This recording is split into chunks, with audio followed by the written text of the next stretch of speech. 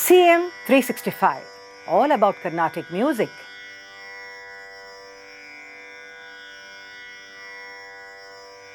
In my previous episode, I had mentioned about what a unique art form music is. Now, the next question which came to my mind after this was, what makes one a unique artist? If we look at this world, we see that every human being is very, very unique, and each of us have got certain typically, unique physical traits. But are you a truly unique artist? Now, if you are, what makes you unique? Where does it show?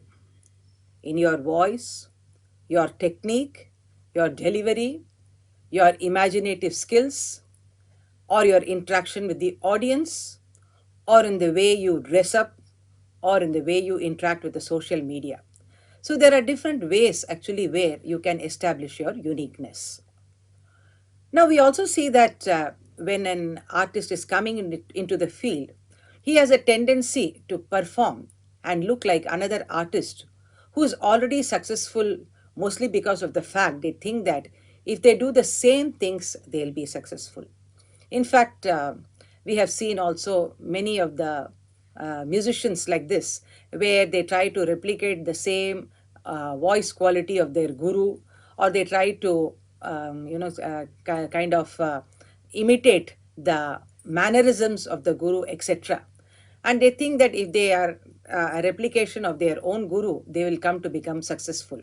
Or they may adore a particular musician and they try to emulate their way of presentation and try to, in fact, copy it as much as possible. But the fact here remains is that in trying to replicate someone, you are definitely going to be disappointed because it will not give you success. The truth here, of course, is that no one will want to listen to you if you sounded, for example, like M.S. Subbulakshmi or Balamurali Krishna, the music, because of the fact that already their music is available in plenty for every one of us to listen to. So I do not want to listen to a clone of MS or Balamurali Krishna when actually I'm able to get my hands on the music that they themselves have rendered.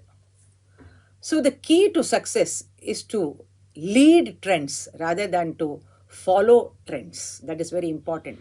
Where you have to be the leader in trend setting rather than following somebody who's already set the trend.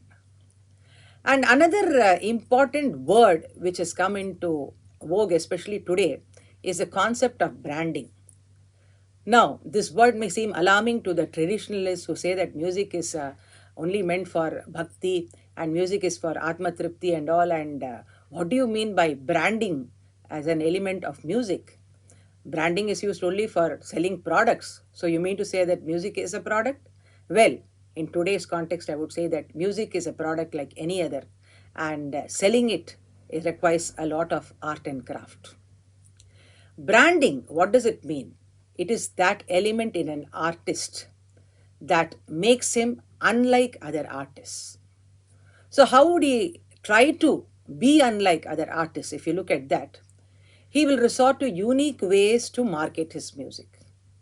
If you observe the so called star performers today, you will see that they have a strategy and how they're using branding as an effective medium to push their product. In fact, after the social media came, I was able to see that so many unique methods of branding are used by the top performers, where probably they use exotic locations or they come up with some interesting anecdotes about themselves. They talk about their own personal life, all these kinds of small, small things, which adds value to the brand. And of course, their typical mannerisms, which make them very unique, these are all there. Or sometimes they may bring in some other element which is not known to the public at large. So, and some people have got a typical way of, dressing. So, for example, you would use a particular color or you would use a particular kind of style in terms of dressing. So, that gives you that branding actually.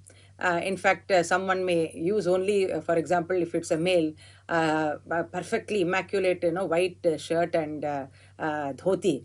Maybe a trademark for somebody like that, where he would not resort to using any color garments at all. Or somebody may use only Kanjipuram pattu sarees as their branding. They will not come in public in any other kind of sarees. So these kind of, brandings are something very uniquely. They actually conceive it, conceptualize it, I would say, and actually it's done very consciously.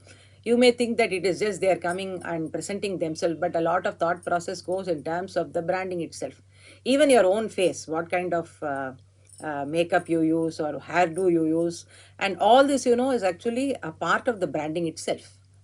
And an artist who cannot recognize or define his own unique attributes actually cannot market. If I myself don't know what I'm capable of doing, what is unique about me, or what is special about me, and what makes me different from the others, I can definitely not market myself. So, a lot of study actually has to be made by the musician in terms of his own strength, his own weakness, what are the attributes which, when brought to light, will give him that marketing ability, that branding ability, and so on. So, building a brand relies in having a truly unique personality, and this personality actually is expressed not only in the music but also in your looks, in your performance, in your presentation, and also, of course, in the way you interact with your rasikas in many ways. CM 365, all about Carnatic music.